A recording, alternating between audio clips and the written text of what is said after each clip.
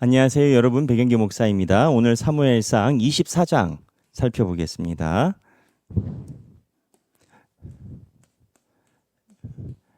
24장입니다. 24장은 내용이 그렇습니다. 사울이 블레셋 사람을 쫓다가 돌아왔습니다. 어저께 사울이 다윗을 거의 잡을 뻔했죠.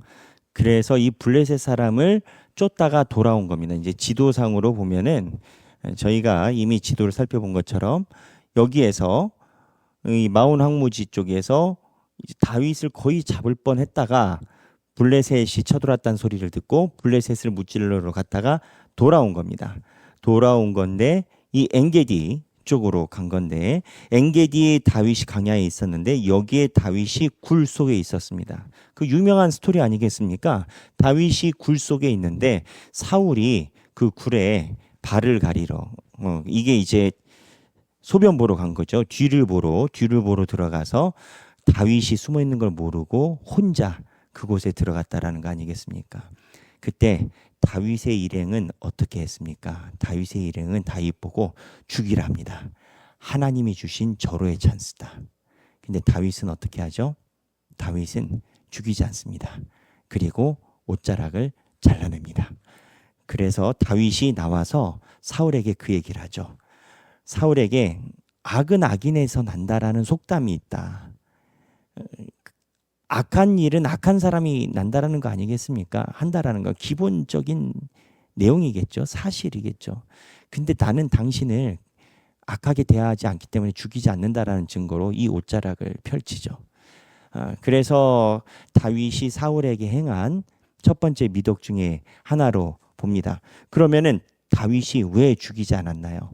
오늘 본문에 보면은 아버지께서 하나님께서 여호와의 기름 부음을 받은 자, 하나님께서 기름 부음을 한 사람을 내가 내 손으로 죽이지 않겠다라는 다윗의 신앙적인 고백인 겁니다. 여기서 우리가 살펴봐야 되는 포인트가 있습니다. 포인트가 뭐냐? 다윗 그리고 다윗의 신하들입니다. 다윗의 신하들은 지금 사울 때문에 고생을 하고 있습니다. 이스라엘에서 도망자 신세가 됐고요. 거의 노숙자나 똑같습니다.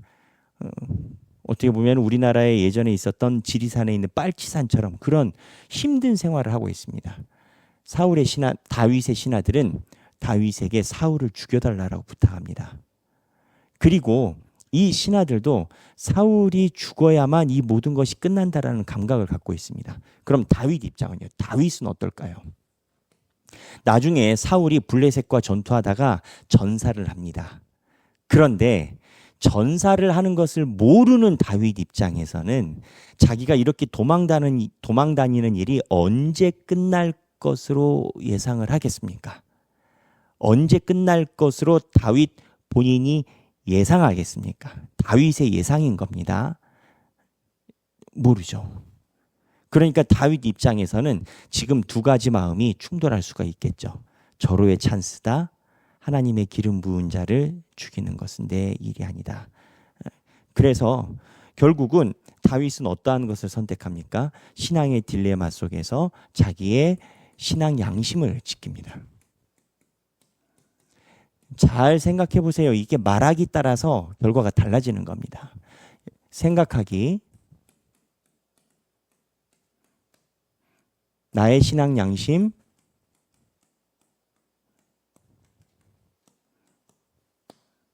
어떻게 지키나.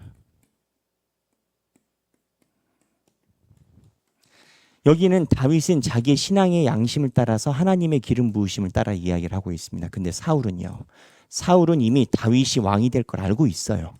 하나님의 기름 부으심이 있어요. 근데 사울은 하나님의 신앙의 양심에 따라서 하지 않습니다. 그러면 사울은 신앙의 양심이 아니라 뭐에 따라서 하죠? 자기 이익에 따라서 움직이고 있습니다. 다윗은 신앙이고요. 나중에 결과는 어떻게 됐을까요? 사울은 전투하다가 전사합니다.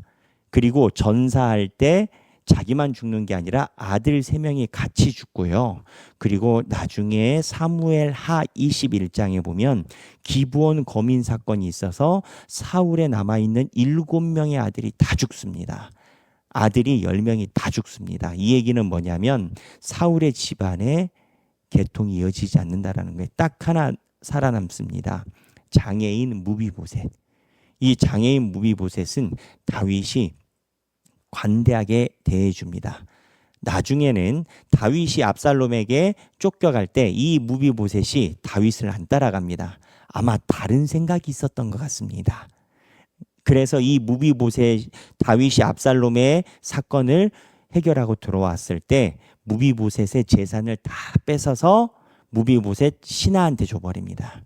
무슨 얘기냐? 다윗의 집안의 재력과 그리고 인프라, 인력이 다 사라진 겁니다. 아들은 다 죽고.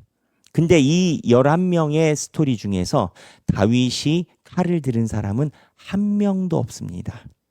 다윗이 직접 죽인 사람은 한 명도 없습니다. 이 10명의 아들, 기브온 거민 7명과 전사할 때 3명의 아들 다 하나님이 섭리 속에서 해결하십니다.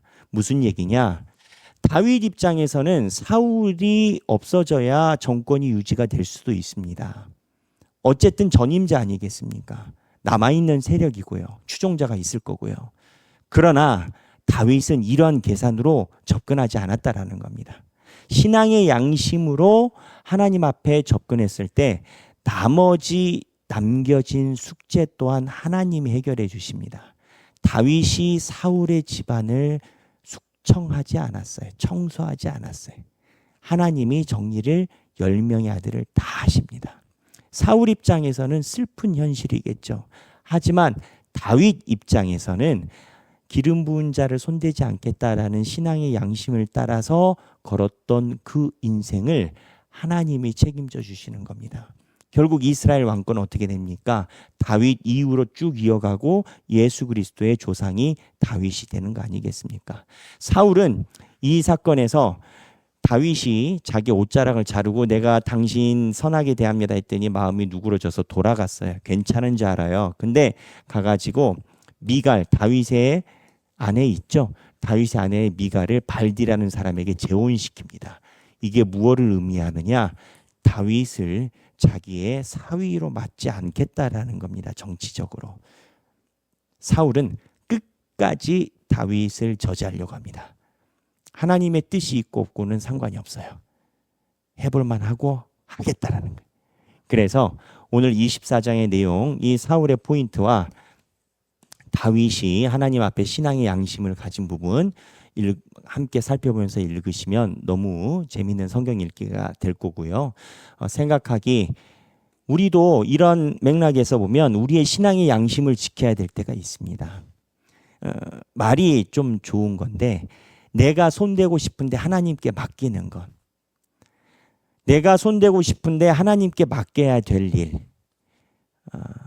내가 해야 되는데 하나님께서 만져주셔야만 될 것 같은 일, 그때 하나님을 의지하는 것, 믿음이라는 것, 어떻게 내가 가져가나, 어떻게 생각하나, 그것이 우리들에게 남겨진 묵상의 과제가 아닌가 싶습니다. 내가 손을 대지 않고 하나님께 맡기는 것 어떻게 지켜내나 한번 나누시면서 행복한 성경 읽기 되시길 바랍니다. 감사합니다.